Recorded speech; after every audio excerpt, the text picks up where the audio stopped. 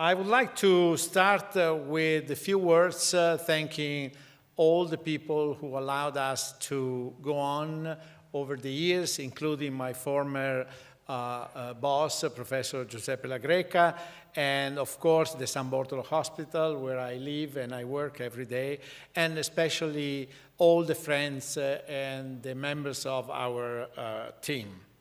As I mentioned to you, we started in 1982, and the question today is why a critical care nephrology course in Vicenza, a beautiful city that I hope you will have the time to visit. Well, because renal medicine and ICU medicine for a long time have been somehow separated by a discipline-specific approach, while over time we try to put them very much closer in a very high interaction environment, defining this as critical care nephrology. And this term was probably born halfway between Pittsburgh, Melbourne, and Vicenza, among a few friends that actually agreed on this approach. We started treating patients with extracorporeal therapies in acute setting in 1977 with continuous arteriovenous hemofiltration, and very soon we moved to new experimental models, including hemodiafiltration, which was firstly used here in Vicenza in 1984. We made a meeting. You can see here young people, including myself, participating in one of the first CRRT meetings. And these people actually gathered together a few years later with some more kilos and less years, of course.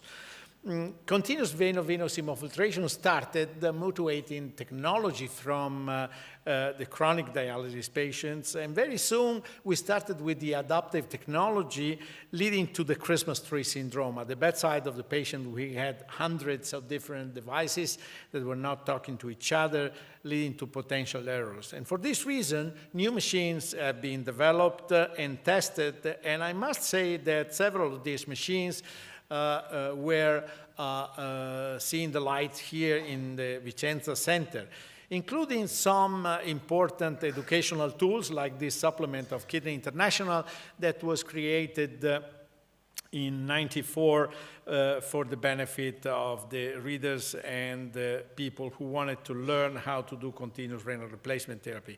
Here you see in one of the parties at the end of the course a big cake with Rinaldo and many other friends participating. With time, new technology started to begin to be disseminated around the world. This was the first Prisma machine, characterized by a typical usage in intensive care setting, and then other machines like the Diapact machine or the EcoSmart machine that allowed us to perform therapies more and more efficaciously and also safely for our patients. New technologies continue to evolve over time, and you see here how the user interface has also evolved into a very much friendly environment where nurses could really approach the therapy, which became more simple and safe for the patient. And several of the new technologies started actually really here in Vicenza. You see some machines with strange colors because the serial number of these machines were 001. So it was the really first machine that after that was disseminated throughout the world. With Rinaldo, we started the tradition of publishing a book on critical care nephrology, and many other courses started to be held here in Vicenza, leading to the publication of specific books dedicated to this discipline. And today we have a large number of machines and new technologies that are available for us in order to treat our patient better and safely.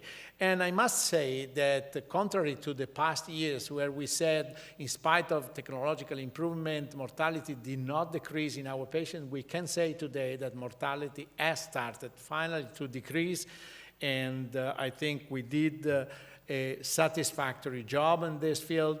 We need to further improve survival in these patients. In particular, we have used today this machine not only to support kidney function, but also the heart, the lungs, the liver. We have used this therapy in sepsis, and recently we have applied these therapies in pediatrics. And the tradition of Vicenza was to do the first hemofiltration in neonates in 1982, and then develop these mini filters that have been applied in babies, and most recently the CRRT machines that has become now an interesting new level of standard in the treatment of neonatal AKI.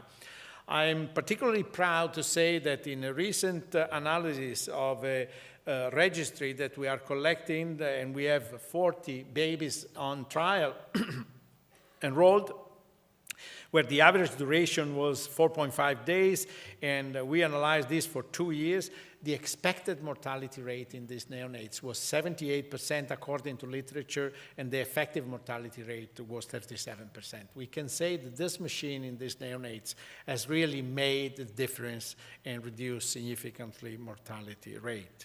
The tradition of the book is going on. This was the last edition, but I'm happy to announce that with the new acquisition, Zaccaria Ricci will be the 4th editor. We will have, hopefully in 2017, to celebrate the 35th anniversary of the Vicenza course, a new textbook of critical care nephrology. Many other books have been published in between, and also we have specific CDs that allow us to see and again to follow the Vicenza courses and all the beautiful presentations that many people in the world, in the academic world, have presented over the years. The abstracts of this year, which have been presented by different people who wanted to send posters to our meeting, are published in Blood Purification, as in the past years. And we also have a new things this year. Beside the Palladio room, where we will have the main course, we'll have 2 other rooms going on. One is the Tricino room, where we will have hands-on courses on different machines. And another room will be dedicated to ultrasound imaging in acute illness. And we have just completed this fantastic book, thanks to Mario Meola, Ilaria Petrucci, which contributed enormous deal to the success of this meeting. I also have the pleasure to announce that this week in critical care will be published the dose-response multi-center investigation fluid assessment in critically ill patients, the DOREMI-FA study that involved several ICU centers and more than 2,000 patients studied. And probably the same day in which we will present the results of this study, it will be published as open access in critical care. If you want to know more, you can always follow us in the web on our YouTube channel with the Cappuccino with Claudio Ronco, which has become quite a standard of interesting journal club. Some journals have now requested the logo of the Cappuccino when the paper is discussed in a web journal club. We have, of course, Italian and European CME credit from the Ministry of Health and the European Society of Medicine Specialists. And we would like specifically to thank the faculty of this year that, as all the previous years, have contributed to an outstanding program. And also, the program is successful because the delegates are enormously numerous and very active and interactive. This year we have so far 521 registrants coming from different continents and different countries. I must say that probably except Italy, the most numerous delegation from one single country is China. So welcome to the Chinese people, ni hao. We have the support of different companies that have allowed us to put together a very nice exhibition, which is also sponsored by scientific societies of European and American Intensive Care and Nephrology. And we are grateful to the sponsors that you may see acknowledged in this slide, but also you will see exhibiting later on when we will have the cocktail party in the exhibit area. The interaction with the sponsors has always been very important because they also bring new technology to our attention. And I must say that we will have a lecture later on by John Kellon, who will explain you what is the acute dialysis quality initiative, today called acute disease quality initiative, which is a consensus process that led us to perform several studies and the advancement of this therapy. You can see in this slide, thanks God, is a little blurred, the first meeting in the year 2000, and later on in some other years, and finally in Vicenza in 2002. Subsequently, we did a meeting where the Acute Kidney Injury Network started to operate as an independent group for research. We published different books on consensus conferences. One of the most interesting is on biomarkers and cardiorenal syndrome. And I must also acknowledge the fantastic contribution of our scientific partners, including, of course, the University of Virginia. Mitch Rosner has been more than a brother in the scientific undertaking of our institute. It's not the case that the main building of the University of Virginia is called La Rotunda, and we have the real one, of course. But Andrea Palladio and Thomas Jefferson probably got along as myself and Mitch are in these days. So thank you very much, Mitch, and to the whole University of Virginia for the fantastic scientific collaboration. I must also acknowledge an incredible collaboration with the University of Shanghai, the Fudan University, Professor Ding, who wanted me to take the position of adjunct professor at the University Fudan. And also we have started a fantastic collaboration creating the Shanghai AKI Forum for the second time this year in Shanghai, where we actually gathered more than 300 specialists from all over the world. And the Italian consul opened this scientific session demonstrating the interest for cooperation between Italy and China. You can see the book that includes the Tower of Shanghai and the Rotonda in the same image on the cover. So I'm very grateful to the people who keep alive our International Renal Research Institute in Vicenza. It's an international environment that operates with people coming from different parts of the world, and you see many, many countries represented by our fellows that represented the truly international environment. But it's also a multidisciplinary area where medicine, economics, engineering, pharmacology, biology work together in order to achieve improvement for our patients. Carpe diem has been one of the achievements. The next step should be working at the wearable artificial kidney, and some steps forwards have been already made. The idea is the typical concept of translational research. We go at the bedside of the patient, we look for problems, we take them to the bench, we try to find solutions, and finally we take it back to the patient in order to improve quality of life.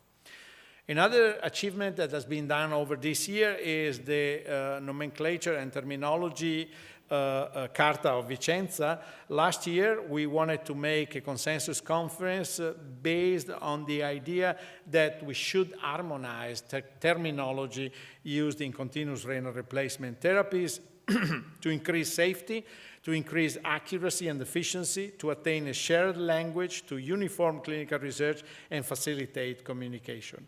And indeed, we had really the consensus of many, many authors and different companies that agreed to try to harmonize the terminology. And I must say that the two papers have now been submitted to critical care. Hopefully, these two papers should be on the desk of every investigator and every R&D group in different companies to use the terminology that has been suggested not by me, not by Vicenza, but simply by more than 60 experts in the field. We also have had some success in international surveys. I just remind you the many surveys we did on dose delivery in renal replacement therapy. Again, this year we have another questionnaire, and if you complete the questionnaire, you will get one book of the serious contribution to nephrology as a token of appreciation. I must thank the Secretariat and all the people, especially Anna and Marta and Ilaria, who worked together with us to make the meeting successful, and of course my San Bortolo team, which is made of fantastic professionals that help us to carry a very complex reality every day into a highly professional and highly successful patient care condition.